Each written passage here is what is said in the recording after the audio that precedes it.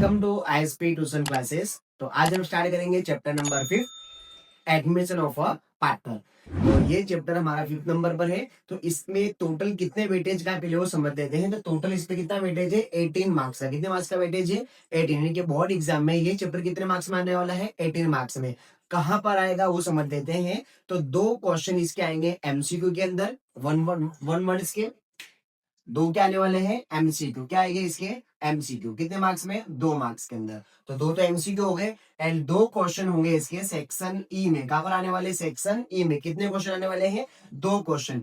तो कितने मार्क्स में हो जाएगा, 16 मार्क्स का। ओके, सेक्शन ई हमारे कितने मार्क्स का होता है, 8 मार्क्स का। ऐसे कितने क्वेश्चन आने वाले हैं, 2 क्वेश्चन। तो कितने मार्क्स हो जाएंगे यहाँ पर, 16 प्लस 2, टोटल कितना वेटेज हो गया इसका, 18 मार्क्स का। तो ये चैप्टर हमारे लिए कितने मार्क्स का है, 18 मार्क्स का है। तो ये चैप्टर हमें अच्छे से समझना है। डेली जो जो वीडियो अपलोड होगी, डेली आपको वीडियोस देखते रहना है अच्छे से।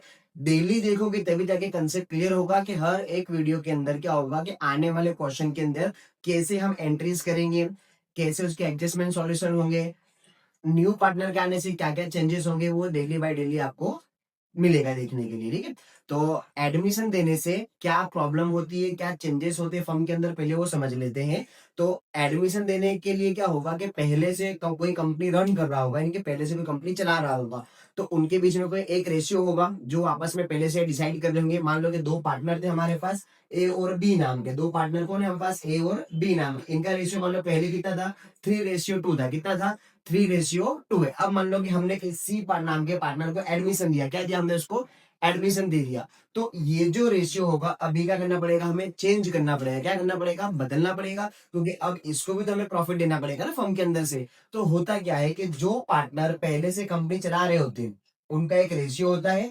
न्यू पार्टनर के आने से क्या होता है, ये रेशियो को हमें क्या करना पड़ता है, चेंज करना पड़ता है। तो उसके लिए हमें ढूंढना पड़ता है न्यू रेशियो। क्या ढूंढना पड़ता है, न्यू रेशियो। तो इसमें एक हम टॉपिक सीखेंगे भाई न्यू रेशियो कैसे फाइंड आउट करते हैं। ठीक है, फिर दूसरा टॉपिक हमें इसमें समझना है कि जो ओल्ड पार्टनर होते हैं वो न्यू पार्टनर के आने से इनको क्या प्रॉब्लम होती है, इनमें क्या चेंज होते हैं। तो इनका रेशियो क्या हो जाता है, कम हो जाता है। क्या हो जाता है, कम। यानी कि इनको पहले जो प्रॉफिट मिल रहा था, ये कितना जितना पहले प्रॉफिट अर्न कर रहे थे, उसमें क्या हो जाएगा, कुछ ना कुछ प्रॉफिट क्या होगा, कम होगा। क्यों कम होगा, क्योंकि पहले 2 लोगों के बीच में हम सारी चीजें डिवाइड कर रहे थे। अभी कितने पार्टनर हो गए हमारे पास, 3 पार्टनर। कितने पार्टनर हो जाएंगे, 3।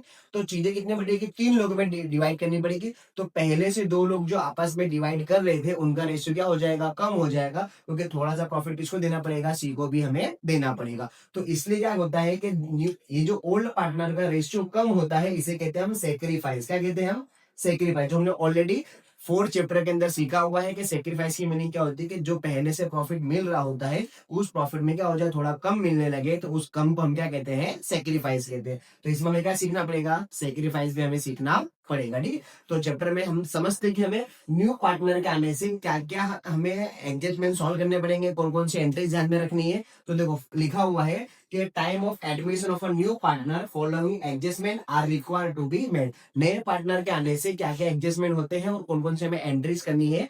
तो वो देखते हैं। फर्स्ट हमें क्या ध्यान में रखना है, calculation of new profit and loss sharing ratio. अगर क्वेश्चन के अंदर न्यू पेनल रेशियो नहीं है तो उसको कैसे फाइंड आउट करते हैं, ये हमें खास करके ध्यान रखना है। फर्स्ट है। सेकंड एंड आगे लिखा हुआ है and old partner sacrifice. And second हमें क्या निकालना रहता है, सेक्रीफाइस। क्या निकालना होता है, सेक्रीफाइस। लेकिन देखो यहाँ पे क्लियर लिखा है कौन से पार्टनर का सेक्रीफाइस निकालना है, ओल्ड पार्टनर का। न्यू पार्टनर का कभी भी सेक्रीफाइस फाइंड आउट करना नहीं है। फिर लिखा हुआ है इफेक्ट रिलेटिंग टू गुडविल।